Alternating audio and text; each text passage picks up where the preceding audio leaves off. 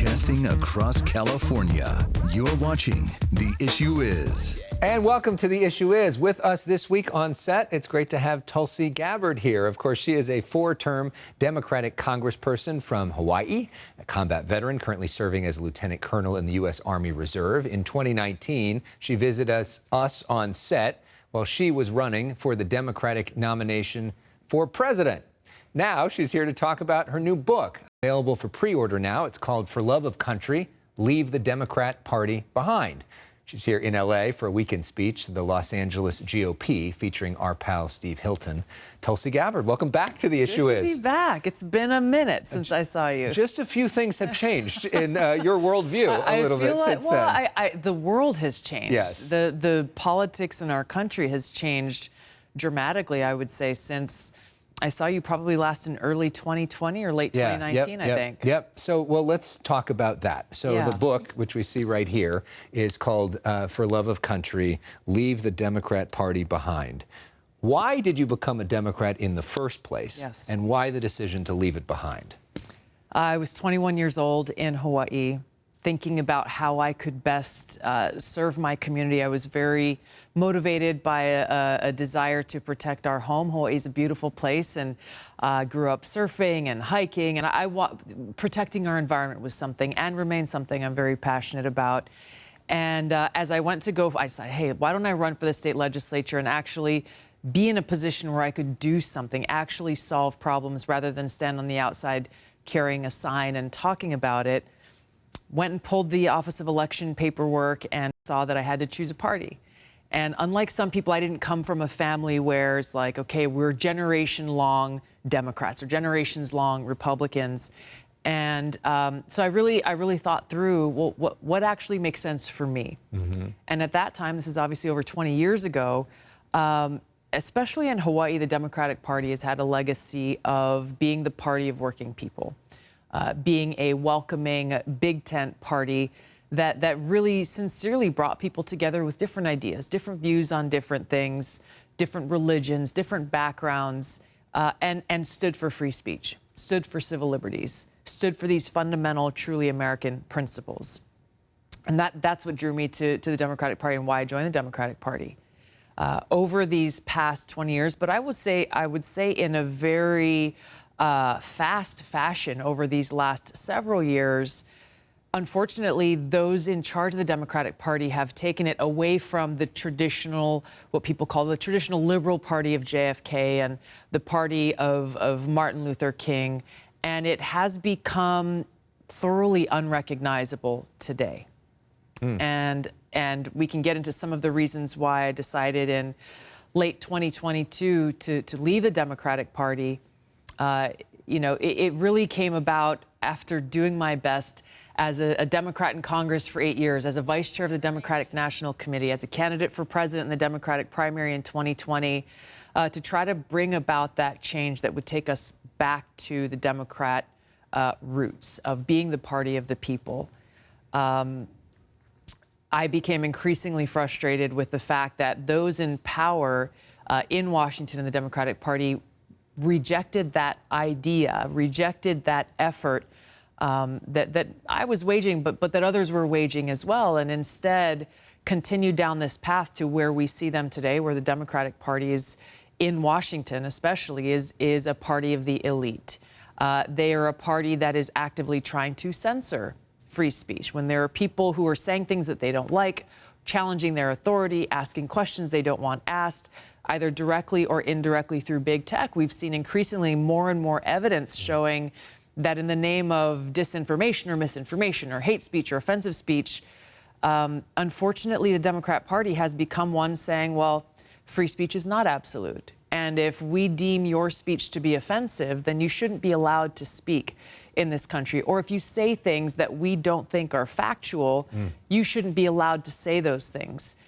This is one of many examples, unfortunately, of how the Democrat elite in Washington have not only strayed so far away from our rights and freedoms enshrined in the Constitution and Bill of Rights, but are dangerously using their position of power, abusing their position of power to undermine those fundamental rights and freedoms. And for me, both as an American, as someone who's proudly served our country as a soldier for over 20 years in the Army Reserve, that's a huge problem, to put it lightly.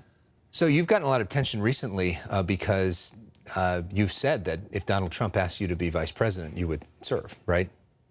I would. How is that going? Are you in communications for that? Or is he vetting you for that? Can you? I honestly, I don't have any insight into the inner workings of their campaign. I hear a lot of chatter, but frankly, I'm really very focused on what I'm doing, which is spending my time sounding the alarm bells across the country, speaking to different groups and people, and on as many platforms as possible, really to reveal the truth, or to remind people or show them what is happening in our country, how even as you may be of one party or another, you may have certain views on this issue or that issue. And this is what I get into in my book at a fundamental way. What we as Americans should stand for and what we must be able to come together around are the protection and defense of those fundamental rights and freedoms. So, have you talked to him specifically about this idea of being VP? I have met and talked to him before, but no, I have not. Not on this topic. Okay. There's somebody else who some people have tied you to, which is Robert F. Kennedy Jr. He's going to be announcing his VP pick on Tuesday. Is there any chance you're there for that? I will be visiting the border on Tuesday. One of the many serious problems and issues that we're facing, specifically the border here in California, an issue that unfortunately is not getting enough attention. A lot of times in the national cable news, they focus on what's going on in Texas, focus on what's going on in places like Arizona and others, which is important. But I think one of the things, and you know this, probably better than most, is one of the things that's different about the border here in California is just how much smaller it is than the border in Texas. But really the result of that is people who come in across the border here illegally are able to disappear into a neighborhood within minutes, making it very difficult for us as Americans to know who's coming across our border, where are they going, and how do you apprehend them? We've seen a big influx at the California side of the border. So, okay, it's fair to say, based off of that, you're not going to be RFK Jr.'s vice president. We'll see what he announces. Okay.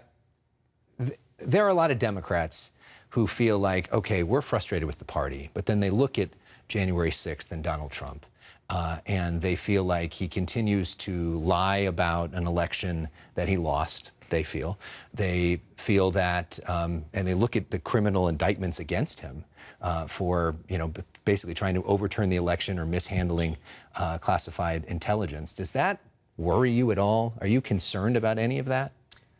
What I see is, when I talk about this abuse of power by the Democrat elite, and I've talked about this extensively, is part of what we should be, as Americans, alarmed about. What are we at? 92, 97 felony counts. I've lost track of exactly how many there are between the federal government and different state governments. We're seeing a politicization of our Department of Justice and law enforcement in different levels in a way that's never actually been seen before in our country, where the party and president in power is directly going after and targeting the candidate that poses the greatest threat to their power and the greatest threat to their reelection. But you're not worried at all about the merits of why those indictments are I'm not going to go into there's so many different allegations and accusations that are going to, but this thing in New York, the real estate one, for example, I mean, it from the very beginning, the political bias and targeting coming from people who have run their whole campaigns on going out and getting Donald Trump and then finding a way or creating a way for them to do it.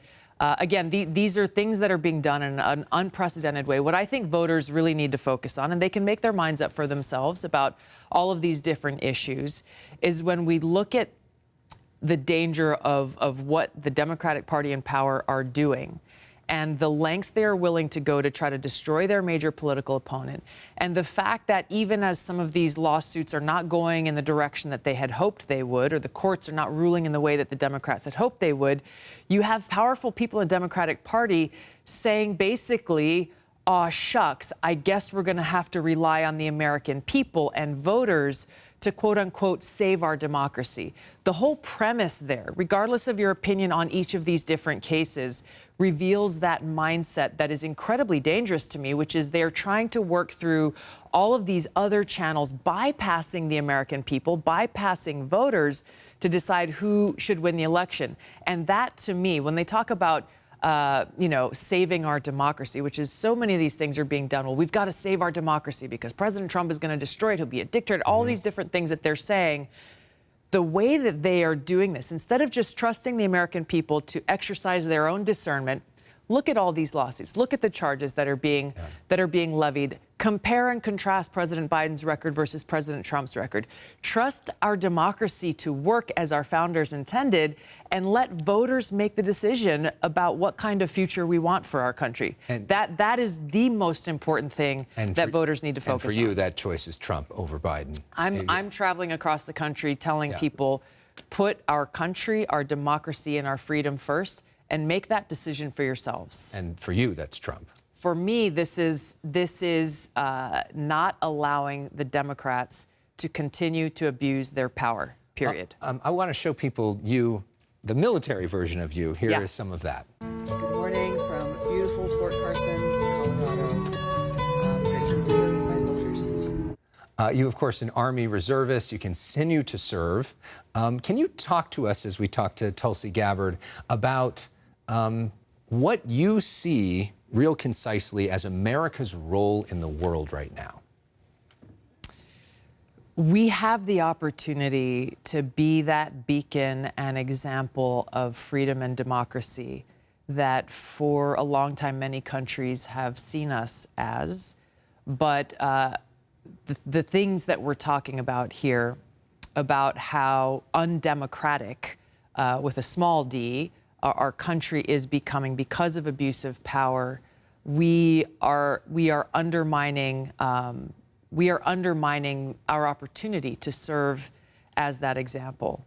And that's where we've got to focus on getting our own house in order. From a military standpoint, from a foreign policy standpoint, we as a country are successful when we are able to be prosperous and live in peace and free and secure. There are ways to do that where we can build relationships with other countries, be able to work out our differences with those who have adversarial interests, but pursue that peace and prosperity by engaging with other countries in a way that doesn't resort to the first option being economic warfare through sanctions and the dropping of bombs. We should not be the policemen of the world. War is sometimes, unfortunately, necessary. I've deployed to 3 different war zones over the time that I've served in uniform, and served in a medical unit during my first deployment to Iraq, where I've seen and experienced firsthand the heavy, heavy cost of war. It is unfortunately taken too lightly by politicians from both parties in Washington. War must be seen as a last resort. After all, diplomatic means are exhausted and should not be taken lightly. The lives of my brothers and sisters should not be taken lightly, and the sacrifices that they and their families make. Real quickly, 2 quick things that are fun to wrap things up. Yeah. I know you're a big workout person. I try. It's amazing to see some of the videos of you doing CrossFit, including here. How do you think the country should think about exercise and physical fitness differently? Because we do have a chronic disease problem, and we've got an obesity problem in this country.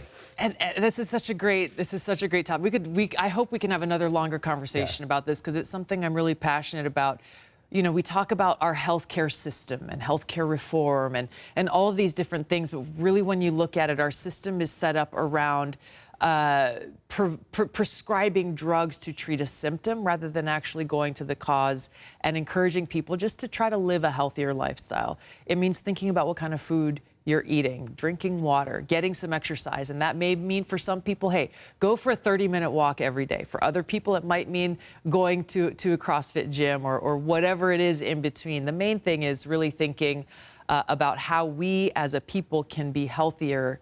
Life is short, and we want to be able to spend our time with those that we love in good health. And that includes spending time with family. And so we always like to end things with music here. So we're going to end with your music. This is you and your parents singing Amazing Grace. Oh, wow. Which is really great. Tulsi Gabbard, thanks for being here. Grace, how sweet the sound that saved a wretch like me. This must have been very special. It's right around Christmas last year. Great. Thank you so much. Thank you. Really appreciate it. Nice to see you. Nice to see you too. Appreciate it.